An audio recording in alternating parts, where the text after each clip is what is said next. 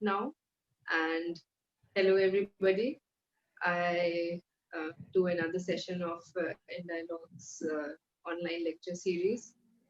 This is a weekly series, and you are invited to join us every week.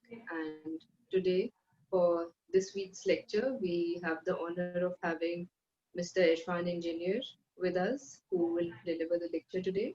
He is the director of Center for Study of Society and Secularism. He is also the editor of Indian Journal of Secularism, and he is also the managing trustee of Institute of Islamic Studies.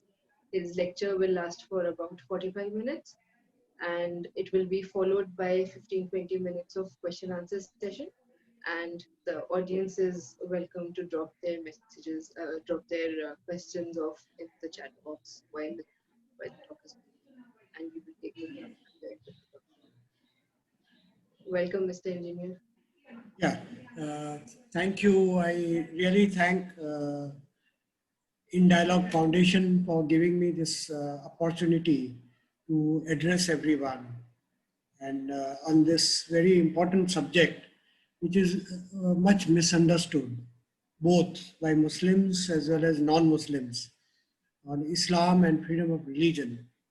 I'll try and take you through the diversity of beliefs within Muslims on this subject, and definitely non-Muslims on this subject.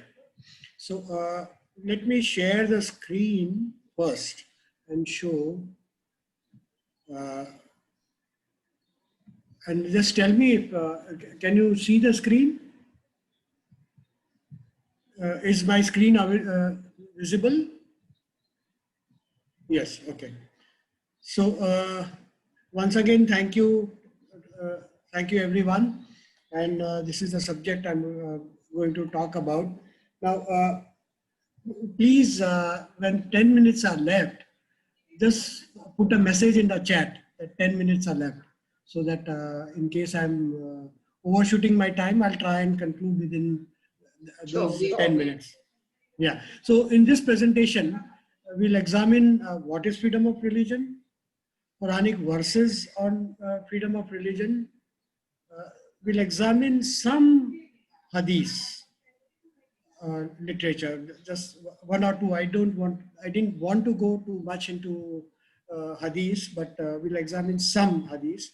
We'll also look at Islamic history, some practices of Muslim majority countries and the diversity in it, because we won't otherwise be able to understand Islam and freedom of religion, and the present challenges that are there to freedom of religion in Muslim majority countries.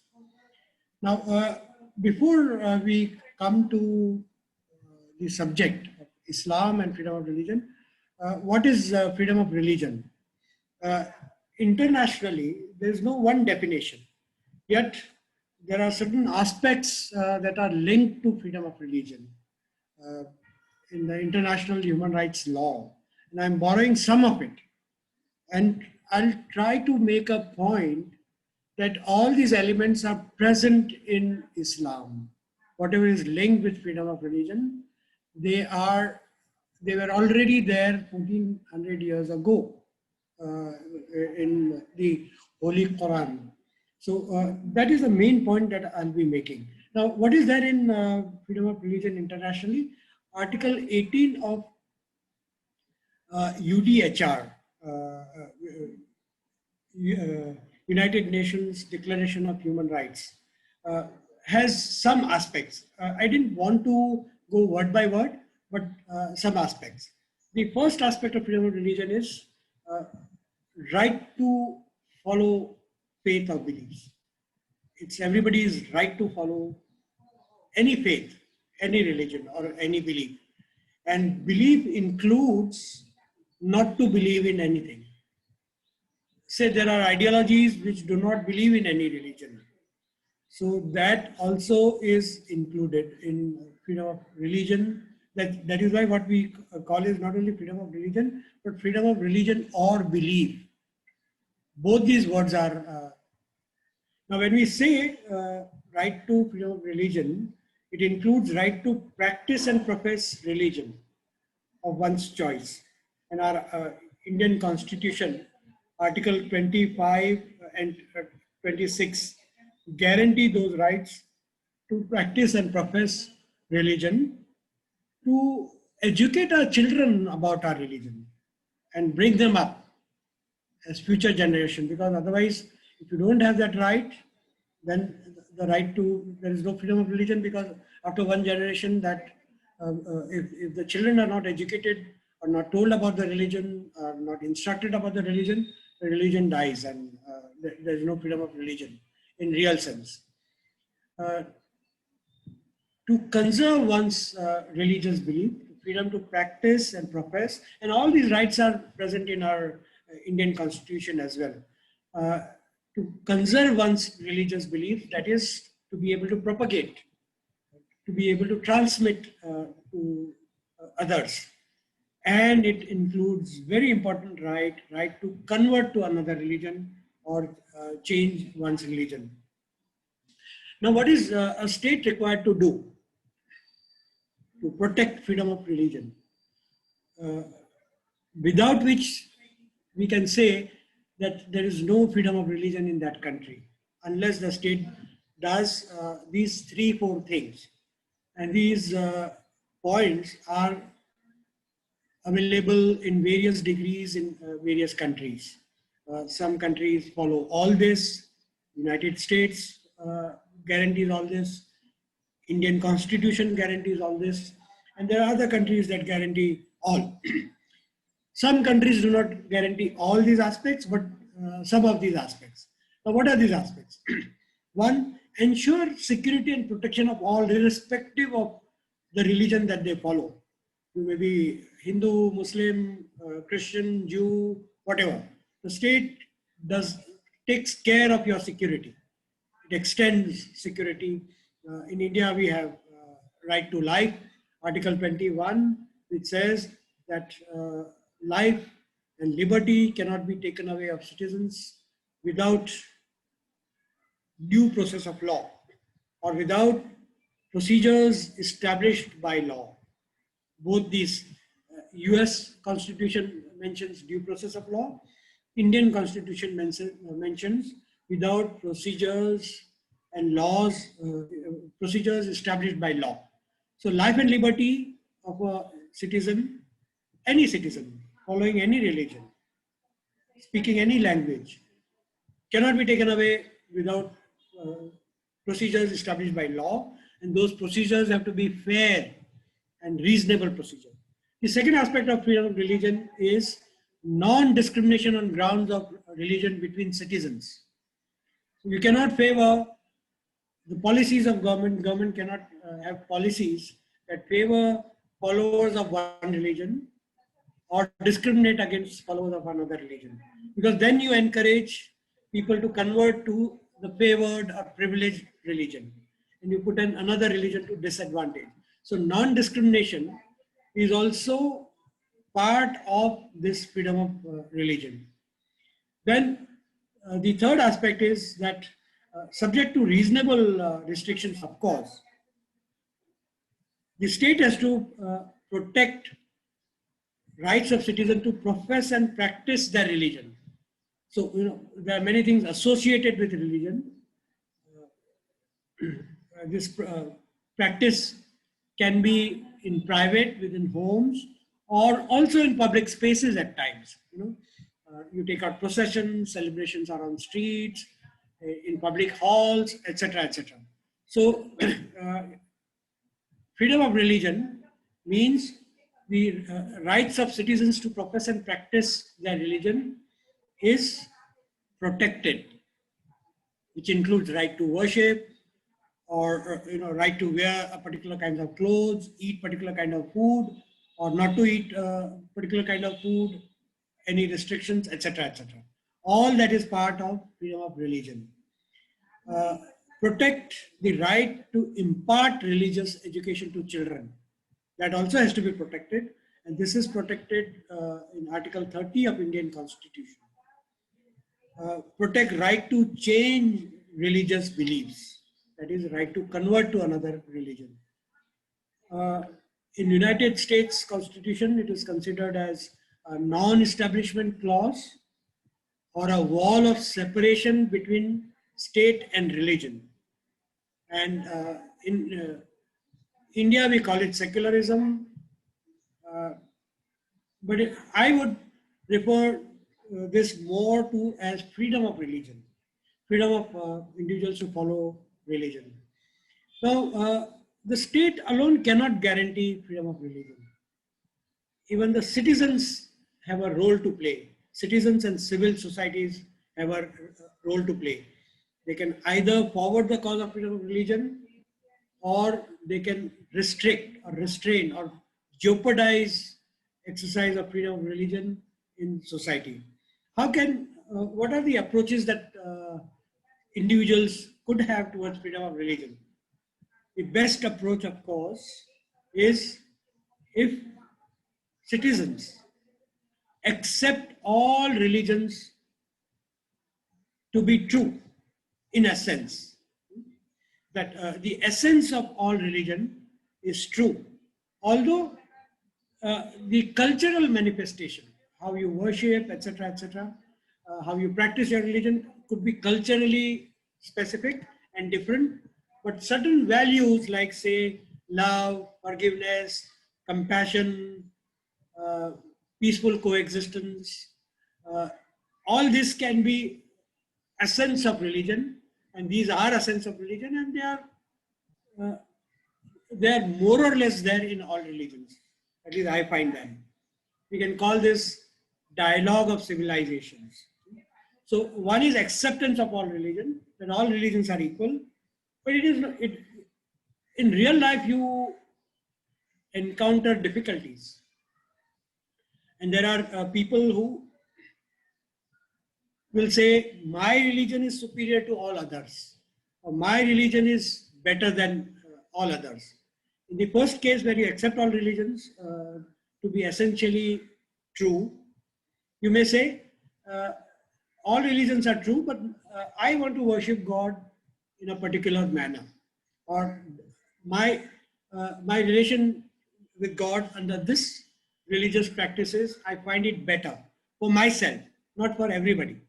But in the second approach, you citizens may feel, and they are entitled to feel, that their religion is superior to others, that is a supremacist belief, but then they have to be tolerant towards other religion. If they cannot accept all religion to be true, at least they have to be tolerant towards other religion.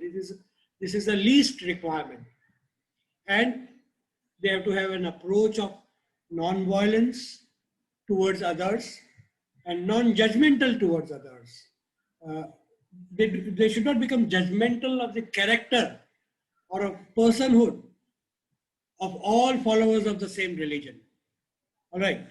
Uh, so you do not judge people, uh, their attitudes, their goodness, or otherwise, only on the basis that they are followers of a particular religion.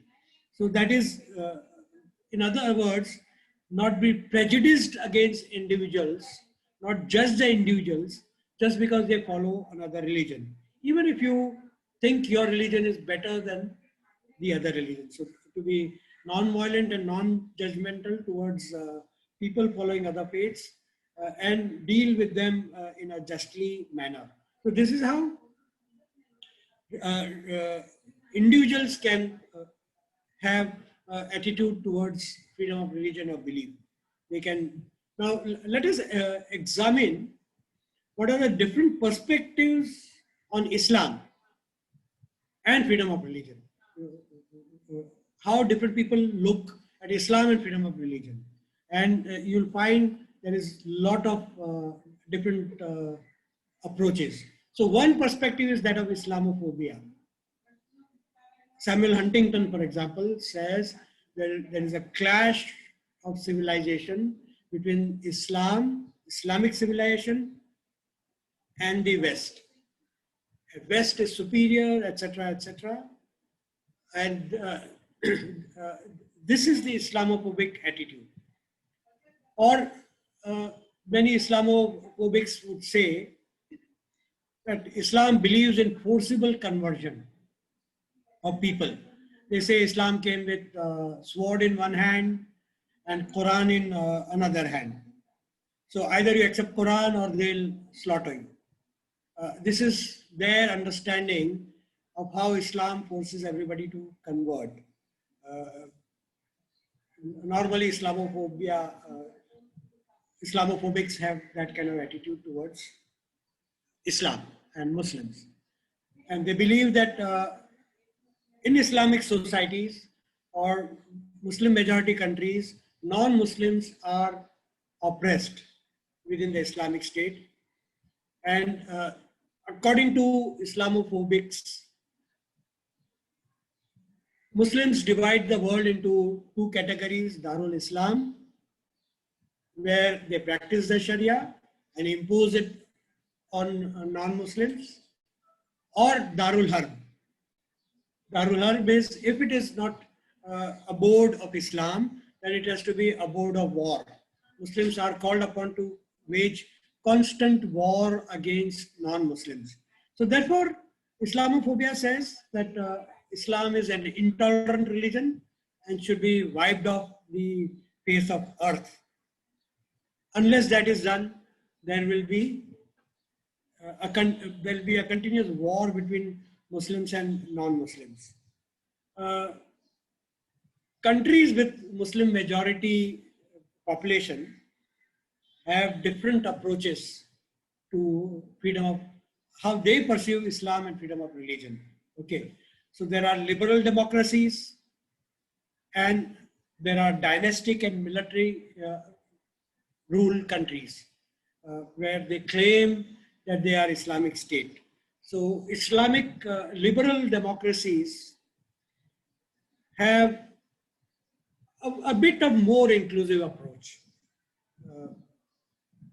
Liberal democracies with Muslim majority have a little bit more liberal approach and inclusive approach towards non-Muslims in general. The exception is United Arab Emirates. It's becoming more and more liberal.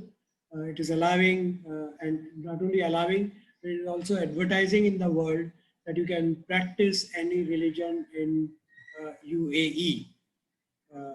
Malaysia, Indonesia, Bangladesh, Pakistan. I would also include Iran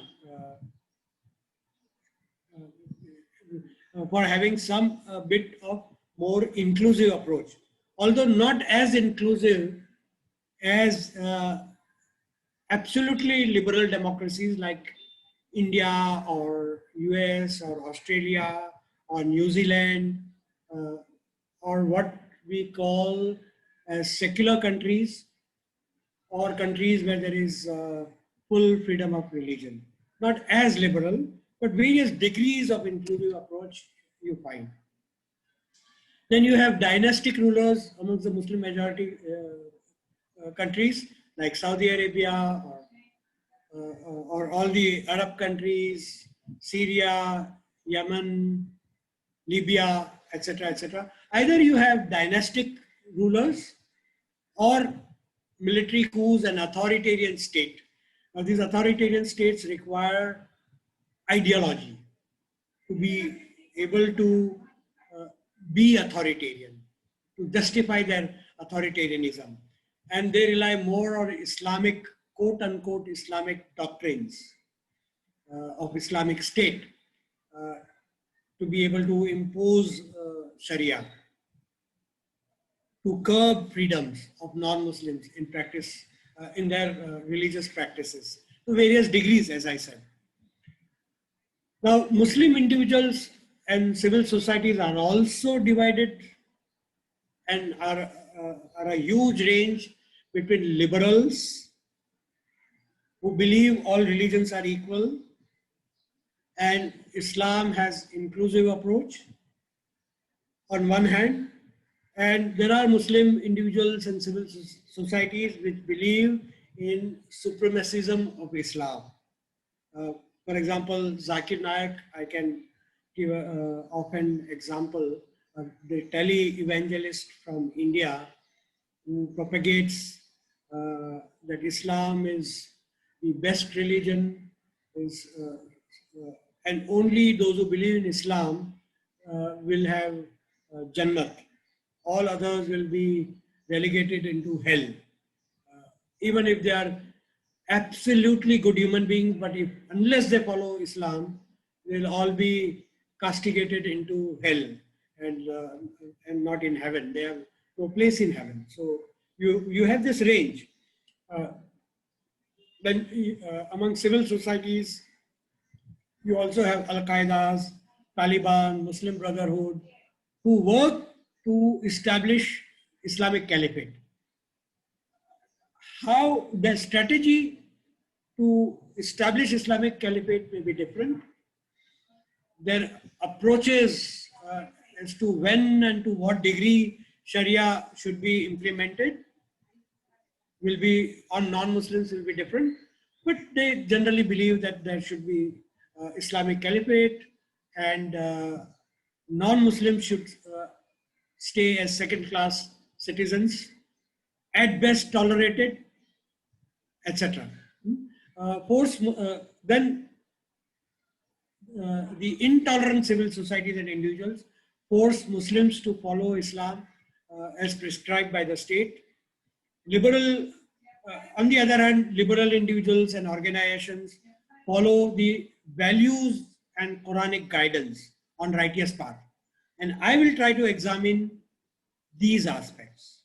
All right, you already have seen that there is diversity of approach, Muslim individuals, Muslim civil society, Muslim country, and diversity in perspective towards Quran and Islam.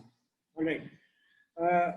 Broadly, I will say, before coming to the provisions of Islam and Quran, before we go to these provisions and these verses in Quran, my personal approach is that of a liberal individual. And I believe that Quran recommends acceptance of all religion as true religion. And this is what Maulana Abul Kalam Azad in India, in one of his tracts, he wrote that for non-Muslims, it may be their individual choice to accept all religions to be true. But for Muslim, it is Quranic injunction to accept that all religions are true. Unless you accept that all religions are true, you cannot be a Muslim. The primary condition for being Muslim is to accept that all religions are true. My own approach is that, and I'll take everybody through some of these verses in Quran, which clearly bring out this aspect.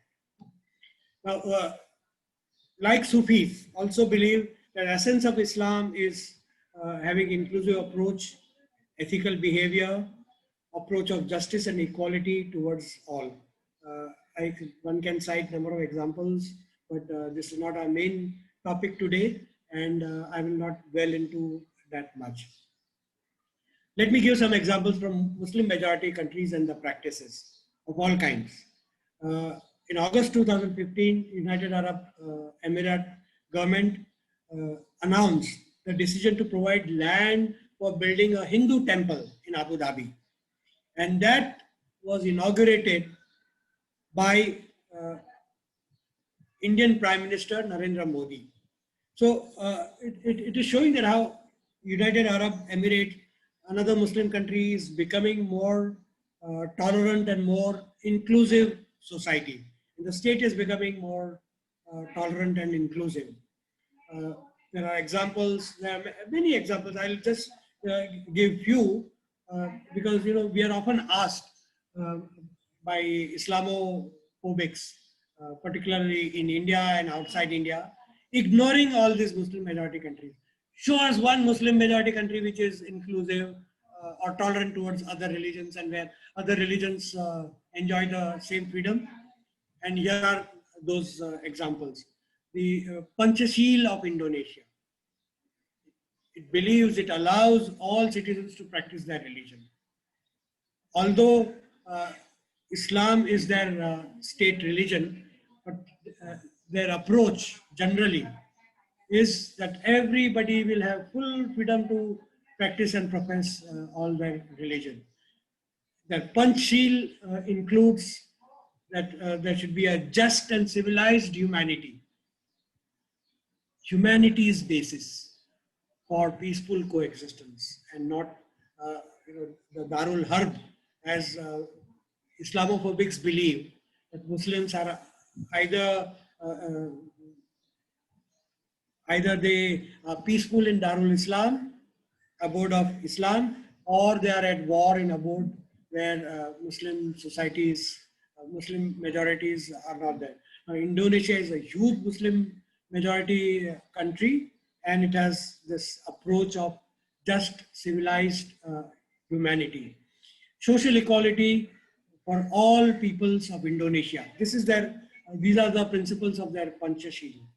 Okay. Now, from Islamic history, if we examine Covenant of Medina, I would like to even tell our Muslim brothers and sisters that, and Maulana Abul Kalam Azad derives his liberalism, his approach towards Hindu-Muslim unity, and gives example of Covenant of Medina. In Medina, Prophet Muhammad, peace be upon him, himself uh, drew up this Covenant of Medina, where Christians, Jews, pagans, all had freedom to follow their religion and practice their religion. But when Medina is under attack from outside, then all would get together to defend Medina. So the Prophet of Islam himself, in Ottoman Empire, under the millet system, I don't want to go into details because I also want to come to Quranic verses before my time is up. Under millet system, Christians, Jews, all had their freedom to follow their religion. They used to govern their own religious establishment. They used to be governed under millet system by their own laws. So Sharia was least imposed even in Ottoman Empire. And Jews fleeing from persecution, particularly in Spain, took refuge in Ottoman Empire in 1492. I mean, they were fleeing persecution from the Christian world, and Ottoman Empire gave them refuge. So this is also part of Islamic history. Then I do recall here from Islamic history where a Christian delegation came from Najran, came to visit Prophet and have a dialogue with Prophet Muhammad, peace be upon him. And when they wanted to pray, got up to leave to be able to pray. Prophet said, why don't you pray in this mosque? They said, no, but we want to pray in our own tradition and in our own, facing our own direction, that is towards the east. Prophet said, isn't this abode of God? And won't you be praying to God here? Prophet Muhammad permitted Christians to pray in the mosque. This is the rich tradition that we have from our Islamic history and freedom of, these are the instances of freedom of religion and approach of Islam towards freedom of religion. Let us examine some of the Quranic verses. Islamophobics pick up one isolated verse and say, and give that as an example of intolerant Islam. They pick this verse out of context. This verse is chapter 2, verse 191, which I'm quoting this verse, and slay them wherever ye catch them. Them meaning the non-Muslims.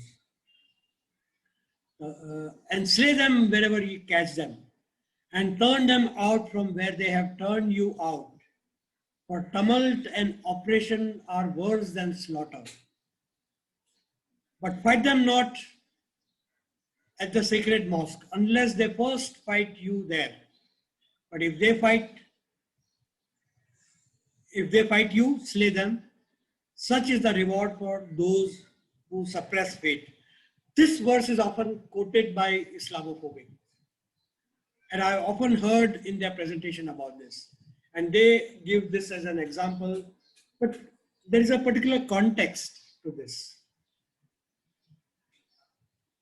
After Muslims emigrated and migrated from Makkah to Medina, and they were forced to migrate to Medina, in order to punish Muslims after the war of Badr, Jange Badr, their properties were looted and they were oppressed, and Muslims were doing nothing about that oppression. So therefore this verse was revealed in that context.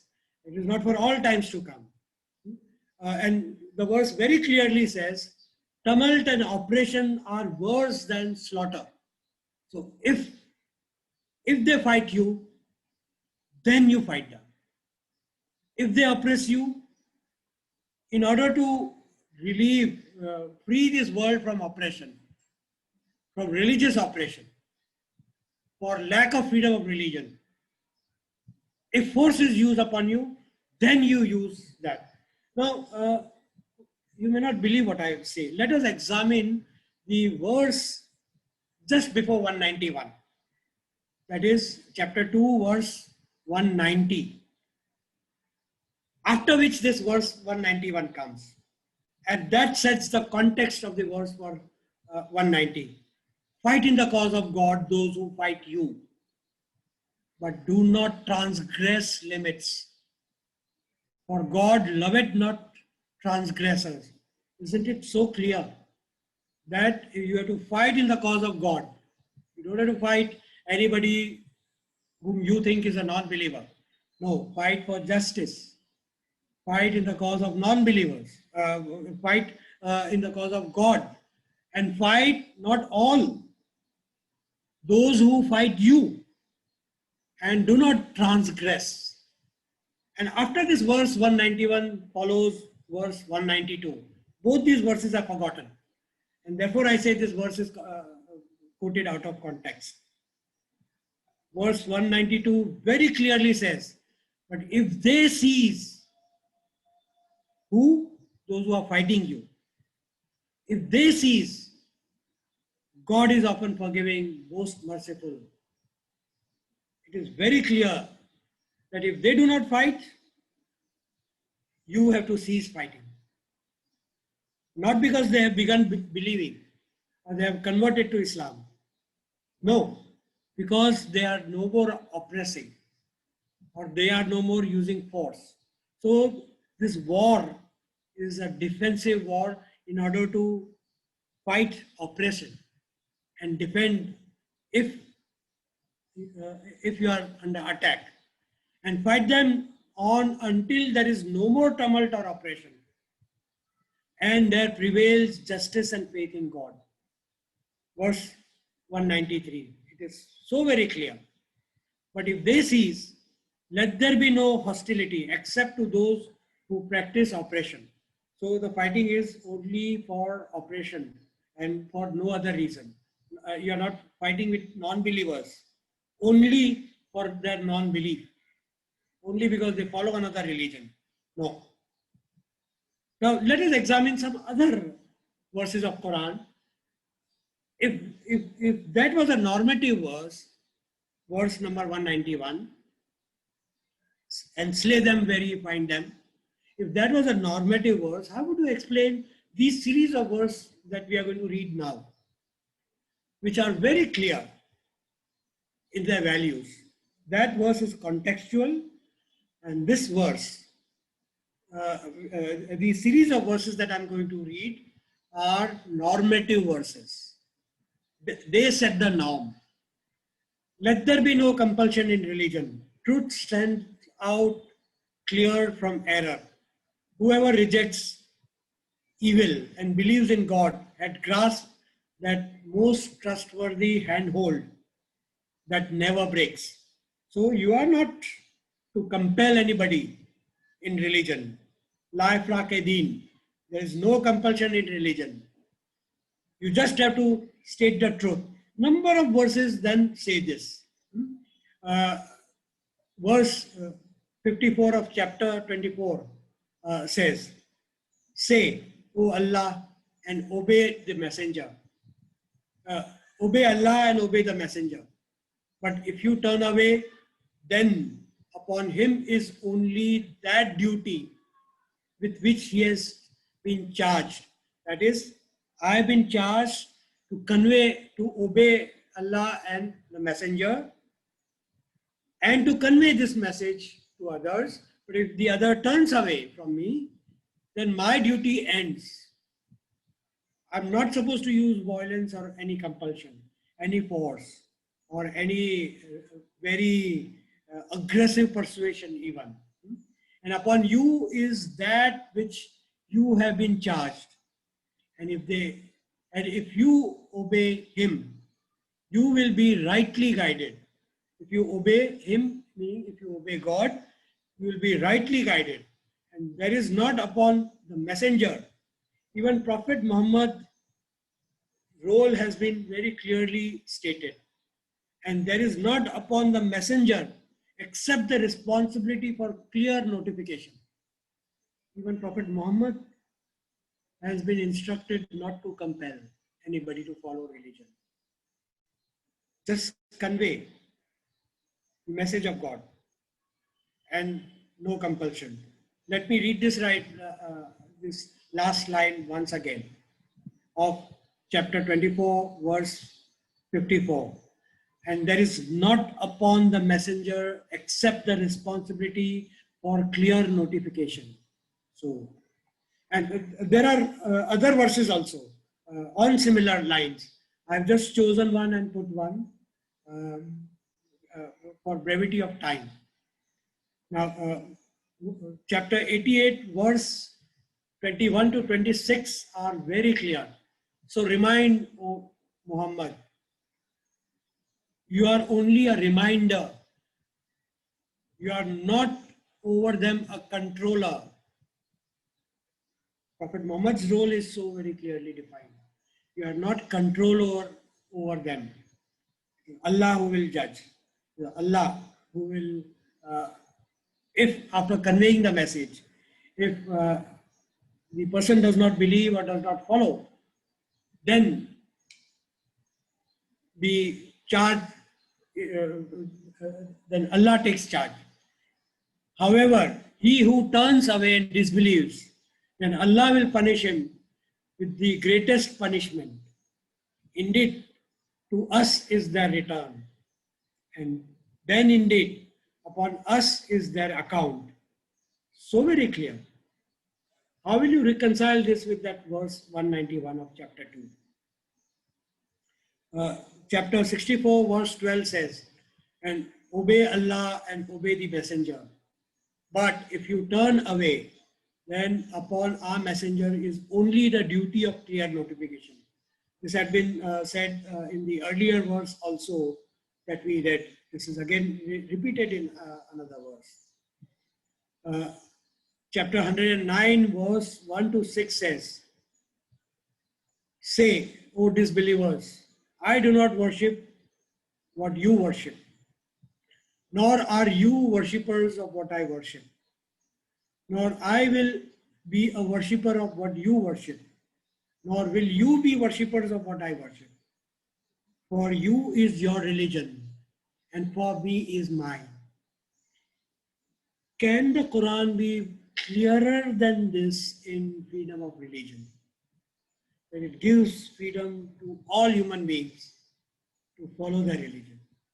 You have to tell the people, non-Muslims, that you will not worship what I worship, and I will not worship what you worship. To you is your religion, and for me is mine. It is so clear about freedom of religion. Chapter 3, verse 20, again on freedom of religion or belief. And say to the people of the book and to those who are unlearned, those who are not learned or those who are not followers of Quran, do ye also submit yourselves? If they do, they are in right guidance. But if they turn back, Thy duty is to convey the message, and in God's sight are all his servants. All are equal in God's sight. You are just to convey the message, even to those unlearned, that is, those who do not know the message, those who do not know religion. You, you just tell them about this book and the message. And in eyes of God, all are his servant. Let me give one more example from Islamic history. A lady had come to meet Hazrat Umar, Rahmatullah alayh, and he invited that lady to Islam. That lady refused to the invitation and refused to follow Islam. Hazrat Umar immediately corrected himself and said, "Oh my Lord," he said, expressing his remorse, "I have not intended to compel her." Hazrat Umar is telling God that I am following your injunction by not compelling. It was just an invitation. There was no compulsion. I have not intended to compel her, as I know that there must be no compulsion in religion. Righteousness has been explained and distinguished from misguidance. So Hazrat Umar is following that uh, command of Holy Quran. Now, let us see how Quranic verses take us further. Not only the freedom of religion, freedom to practice and profess religion is one aspect of the law, freedom of religion, international law and freedom of religion as we saw. But acceptance of all religions as true, I will try and take you through some of these verses. Now, chapter 2, verse 148 says, "For each religious following," that is, for each people, whatever religion they follow, for each is a direction towards which they face. So, race all that is good. Wherever you may be, Allah will bring you forth for judgment altogether. Indeed, Allah is over all things competent. This Quranic injunction very clearly tells us that there is direction in which everybody turns and worships in their own way. Do not fight over ways of worship. Race, compete with each other in doing good deeds.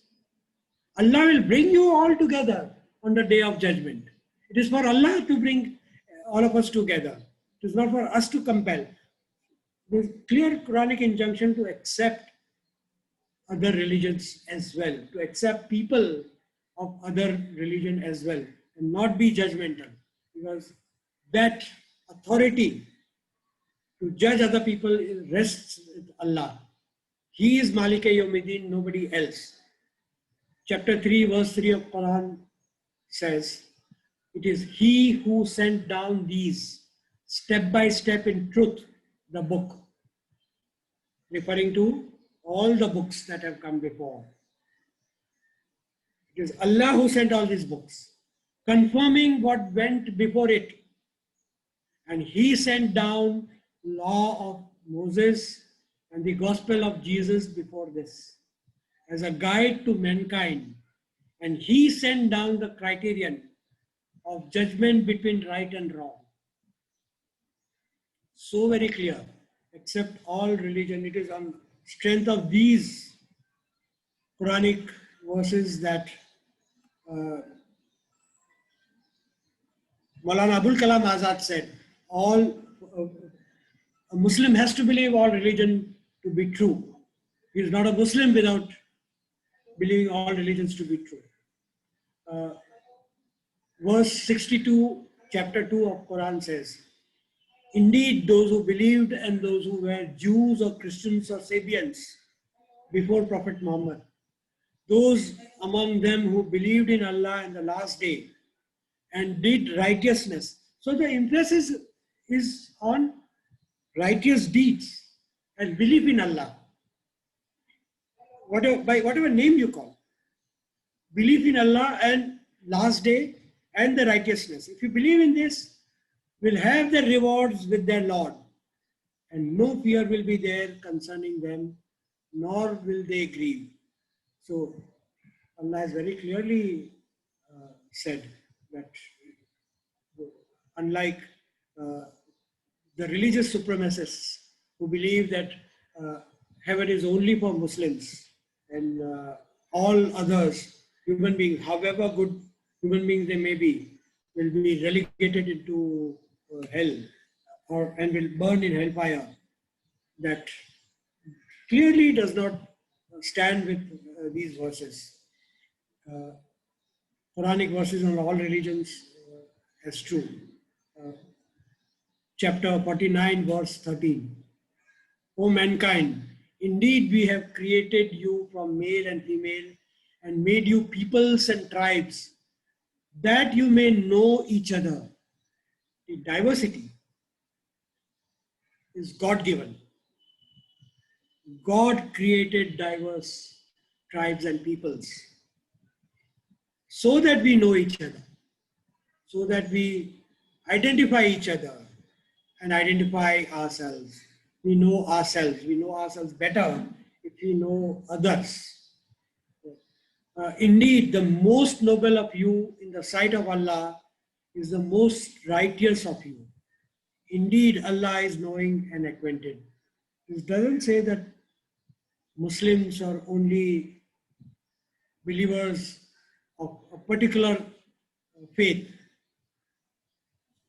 are righteous. The noblest in the sight of Allah is those who are most righteous. So we are guided to righteous deeds. If we are doing righteous deeds, then Allah will judge us. Invite, this is an injunction to all Muslims, invite to the way of your Lord with wisdom and good instructions, and argue with them in the way that is best. Indeed, your Lord is most knowing of who has strayed from his way, and he is the most knowing of who he rightly guided. It is not for us to judge. Allah is the judge. And we have been told that we have to invite people to faith in a goodly manner and insult not those whom the disbelievers worship besides Allah, lest they insult Allah wrongfully without knowledge. Thus we have made a fair seeming to each people its own doings, and to their Lord is their return, and he shall then inform them of all that used to do. This is chapter 6, verse 108. Invite to the way of Lord with wisdom and good instruction, and argue with them in a way that is best. Indeed, your Lord is most knowing of who strayed away from his way, and he is most knowing of who is rightly guided. Again, Allah is the judge. We are not supposed to be the judge. We are just supposed to carry out injunctions of Quran, commands of Quran, and preach in a goodly manner. Invite people to faith in a goodly manner. We already saw this. Be non-judgmental. One of the ways we can respect freedom of religion as individuals of others, as I said, was to be non-judgmental, to be non-prejudicial towards people of other faith. God doth command you to render back your trusts to those whom they are due. And when ye judge between man and man, that ye judge with justice, We are not supposed to judge with the knowledge of their religion. When we judge people, between man and man, we have to do so with the attitude of justice.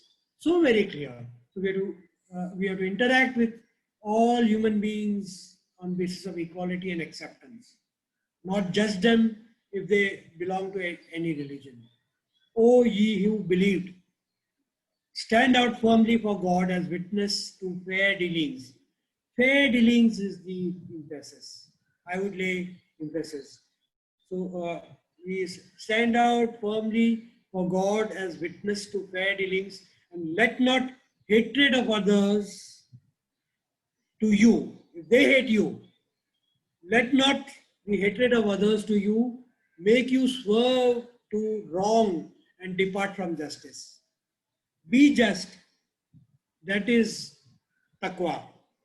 That is next to piety. So justice is equated, taqwa is equated with doing justice, and doing justice with all, being non-judgmental towards others.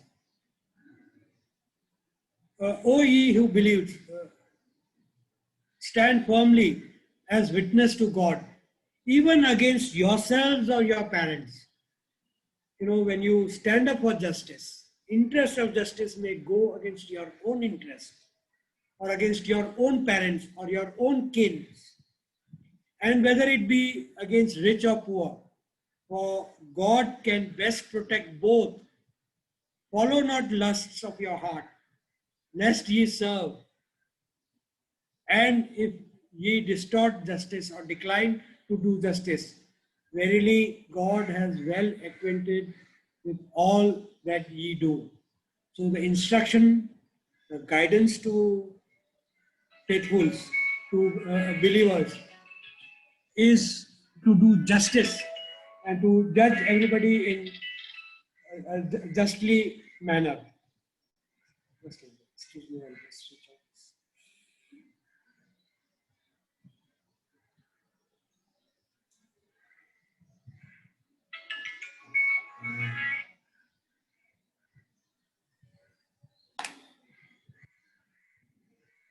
Okay, I'm sorry.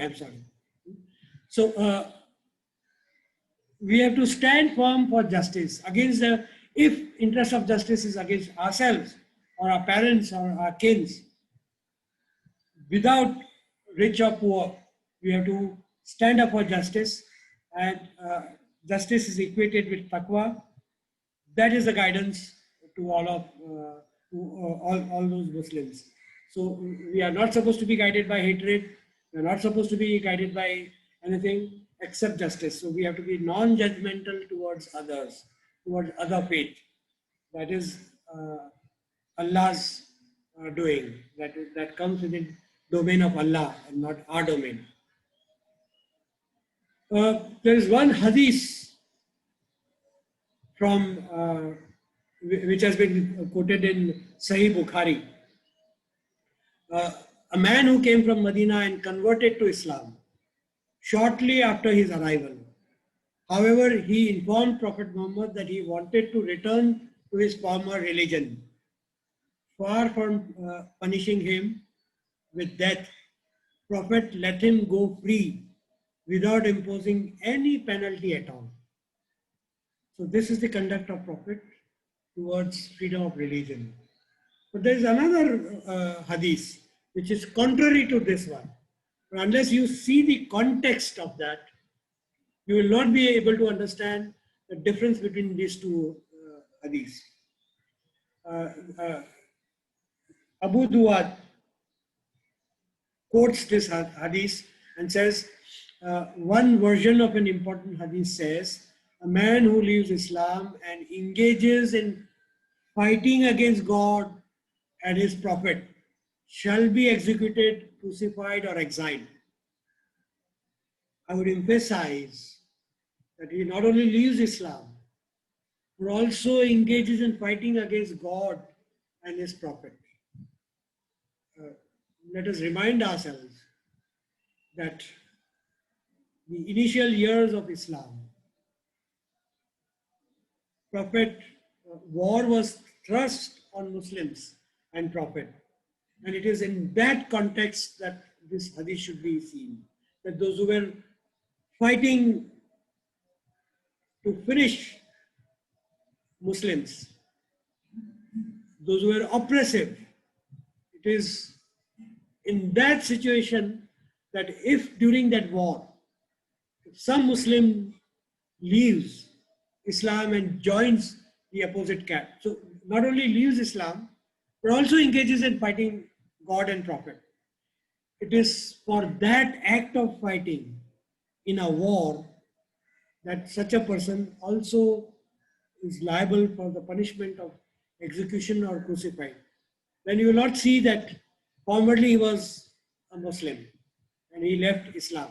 No, because now he is in the enemy ranks.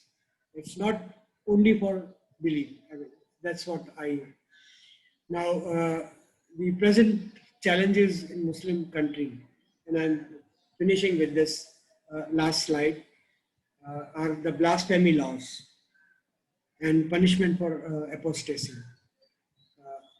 We appear barbarians. Our conduct of Islamic State towards, there are a number of examples that one can quote. The punishments imposed by Islamic State, Taliban's, or some blasphemy laws in other Muslim majority countries like Pakistan or Iran, they are, I would say, contrary, not only contrary to Islam and Quranic injunctions, they are barbaric. Thank you for patiently hearing me and allowing me this presentation. I return back to the organizers. Thank you, Mr. Irfan Engineer, for your very, very comprehensive talk. And it was very nice to see that everything that you said had been sourced from the Quran, which is increasingly becoming a reality these days. The audience is invited to drop their questions in the chat box, and we will take it up after I am done with my questions with you, Mr. Engineer. The first question is, what according to you has led to the decline in Islamic practices amongst Muslims themselves? Because as we just saw from your presentation, Muslims are enjoined to do the right things. But we see that they are now busy criticizing each other, and they believe that their group is the best, their sect is the best. What, according to you, has led to these differences? The answer is not easy, and there's no one cause. There are many causes, and there are different causes, in my understanding, for different people. What makes them do? You must see, or you must visit case to case in every context.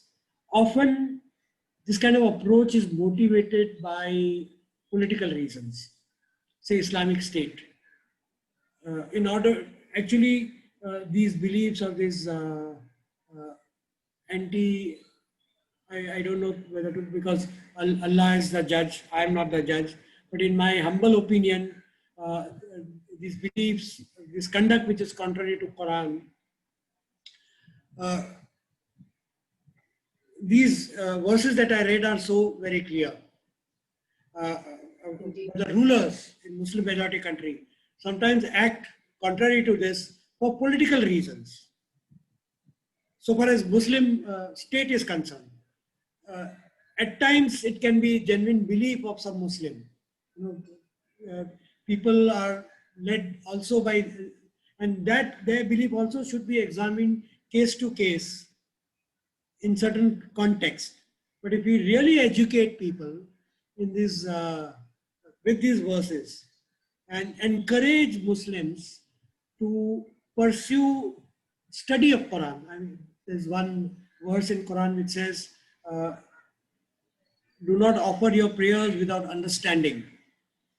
But a huge majority of us offers prayers without understanding what we are So if we encourage the first uh, wahi to Prophet Muhammad was read, understand, and we are told do not understand. It is the clergy that will explain for you, explain to you. So insecurity amongst individuals could be one, psychological insecurity when they are in minority. A staunch belief of supremacism could be another. More often I find political reasons for this kind of approach. So there's no one reason, there can be different reasons, but mostly it is political attitudes towards. But I find overwhelmingly Muslim societies are very tolerant. State Indeed. may be intolerant, or state may be imposing a certain doctrine, but Muslims, overwhelming population of Muslim followers, have been very, very peacefully coexisting with others. They may, some of them, a tiny minority of them, will be having attitude of supremacy, that Islam is supremacist and poor non-believers, they will be relegated to hell, etc. They may have that kind of belief, but they are non-violent towards others. Uh, so there are a variety of reasons. There may not be just one master reason, and we have to see context to context. Thank you. And from this flows my next question. I wanted to ask you, there, as you mentioned, there are a fair number of Muslims who misuse Islam and change it according to their own understanding and preference. But those who use it for political ends, how do you feel that we as common Muslims can counter that? I read those Quranic injunctions, Quranic commands to us. Stand up for justice. Truth stands out from evil. In number of verses we are asked, and this is direction to all individuals. One, read, understand. We have to educate ourselves. And again and again we are told, Amra bil maruf wa nahi an al munkar. Forbid evil and you are enjoined to do good and you are forbidden to do evil. Amra bil maruf wa nahi anal munkar. This is stated in number of verses. So it is not only, I cannot outsource my religious duties to Islamic State or to Islamic civil society or to another individual. Quran very, very clearly tells that on the day of judgment, nobody else will come to defend me. Nor my parents, nor that I followed so and so will be my defense. If I was wrong, I'll be judged for whatever wrong I did and punished. So let us remind ourselves again and again that I am solely responsible for my conduct. Let me read Quran. Let me understand Quran. Let me struggle to understand Quran and implement it in my daily life. Believe me, it's not very difficult.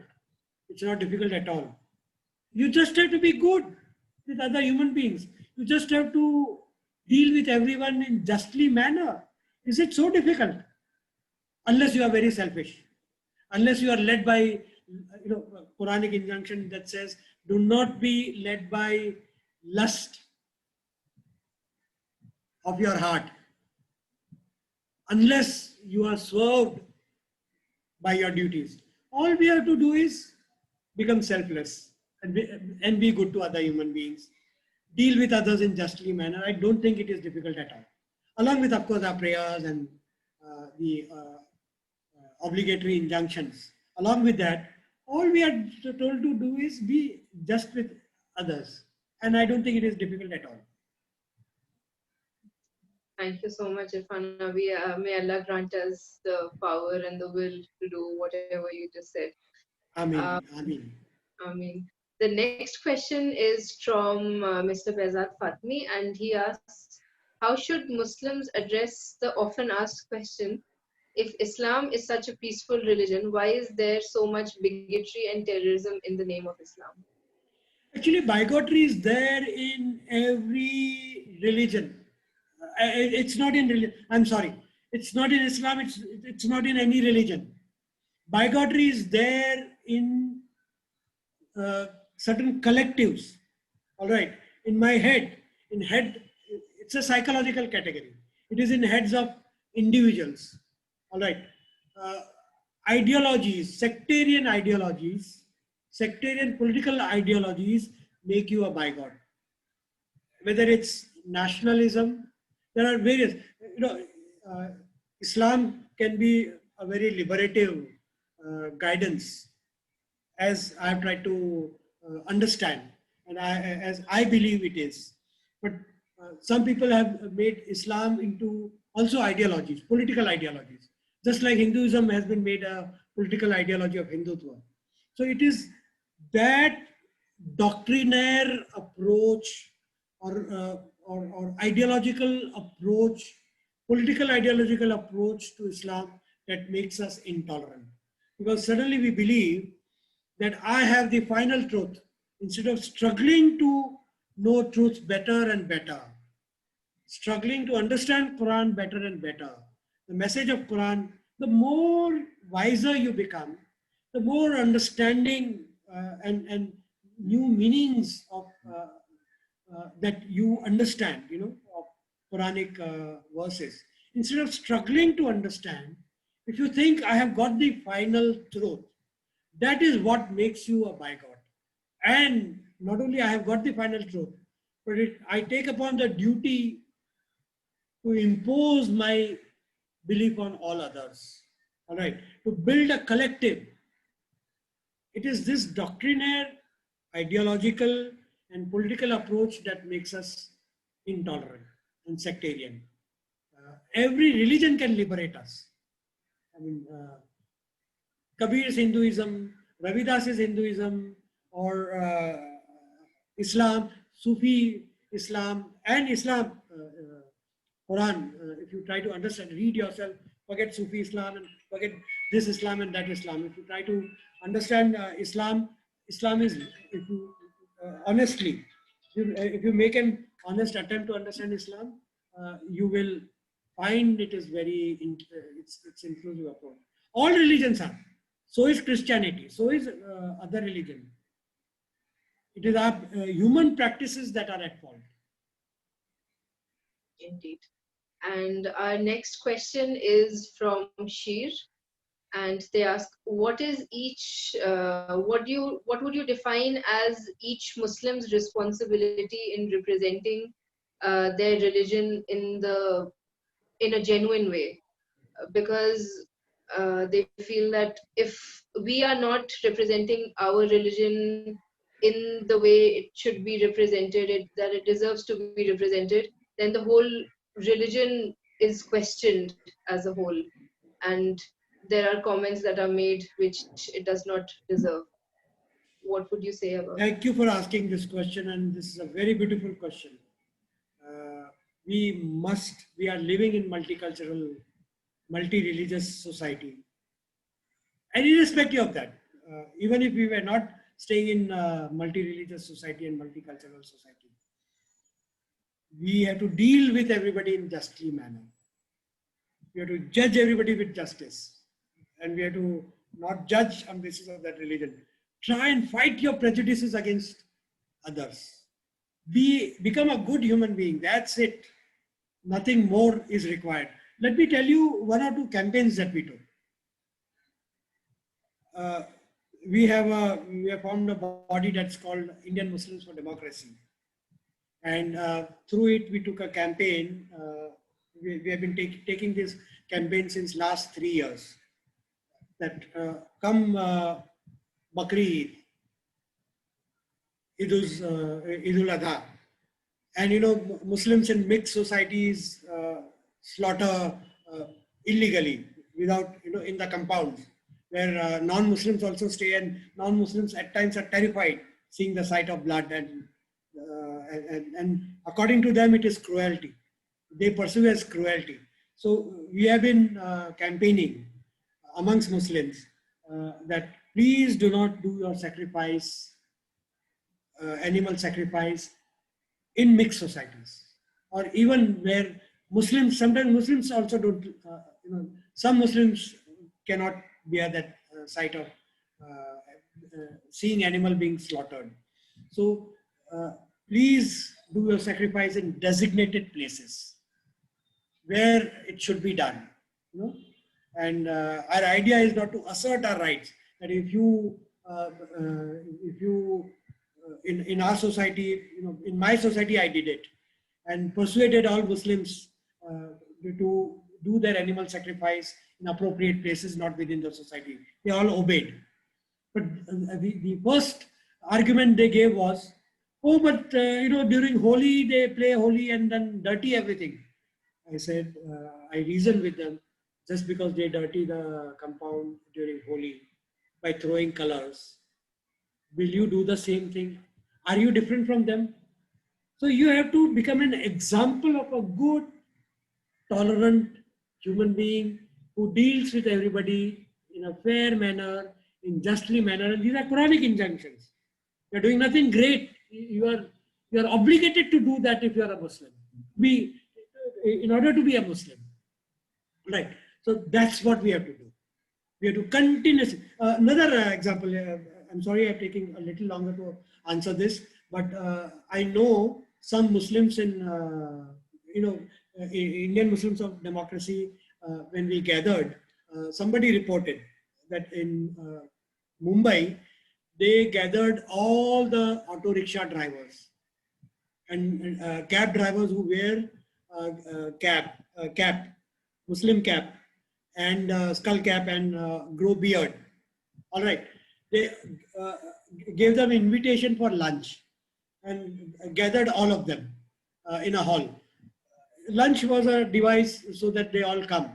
They come, eat, hear us for 10 minutes, and have your lunch and go back to your work.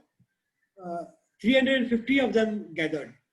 And all they told them, the 10 minutes that they took of those cab drivers told them that, look, you appear to be Muslims. If you were not appearing to be Muslims, it was all right. But you appear to be Muslims. Please be very polite and humble with your passengers. If you encounter an old couple, park your cab or auto rickshaw, carry their luggage, leave them up to their door. While you are driving cab, if there is a woman sitting on the back seat, do not look in the rear view mirror.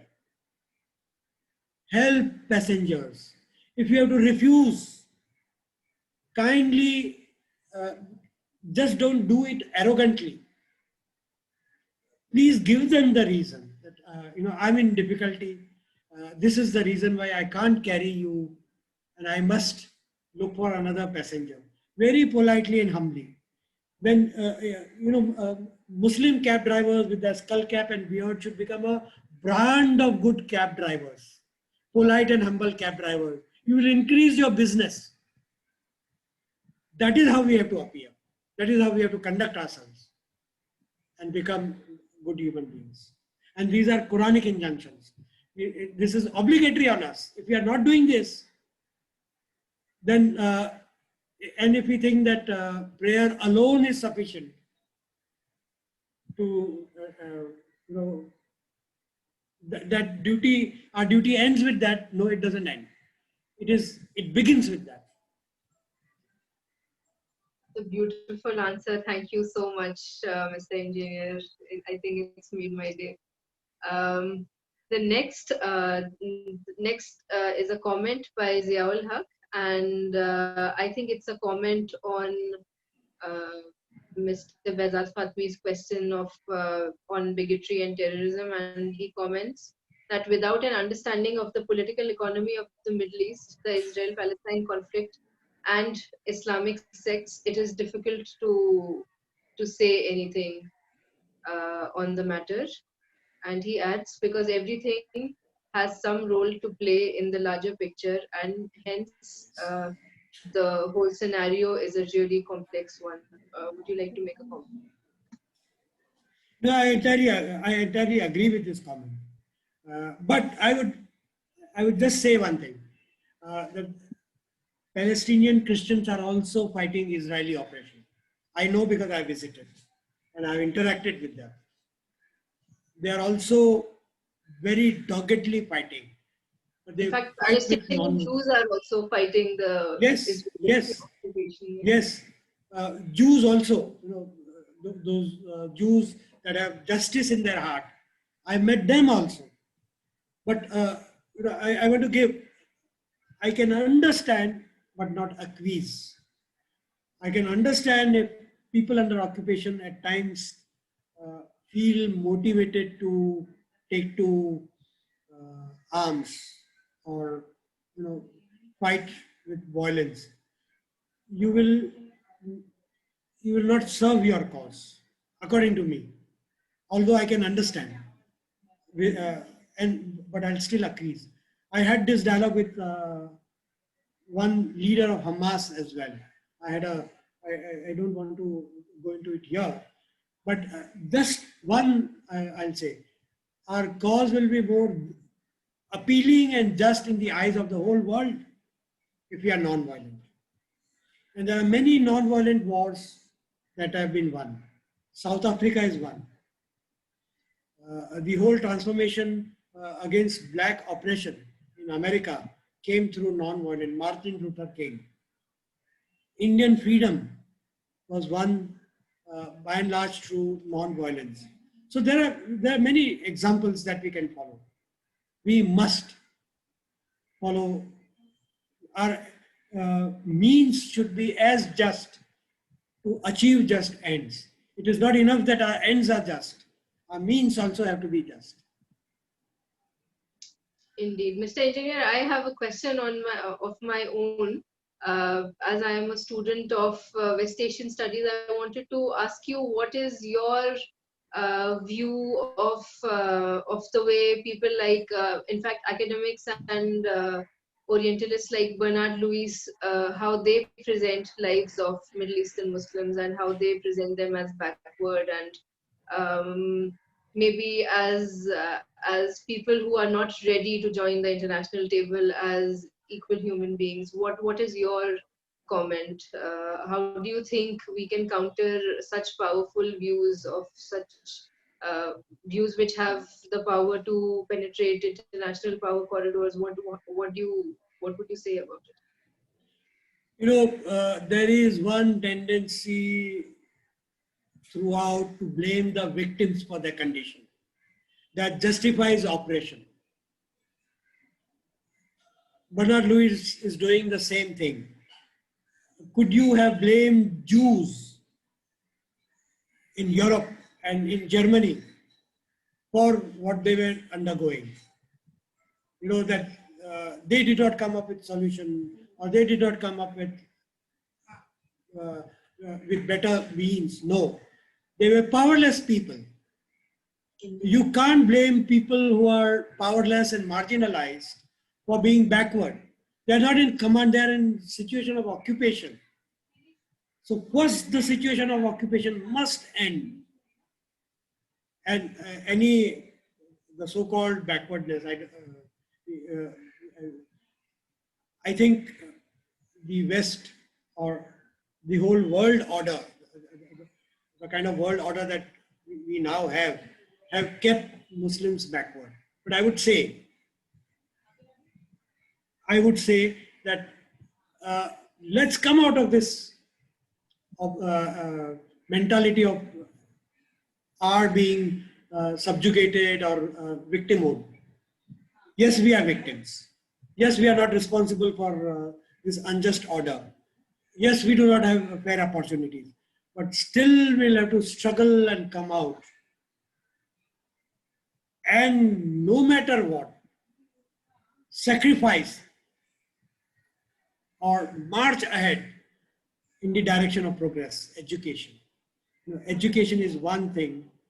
I'm very pained that even the Muslim majority countries, there is much less emphasis on education, on liberal education, on science.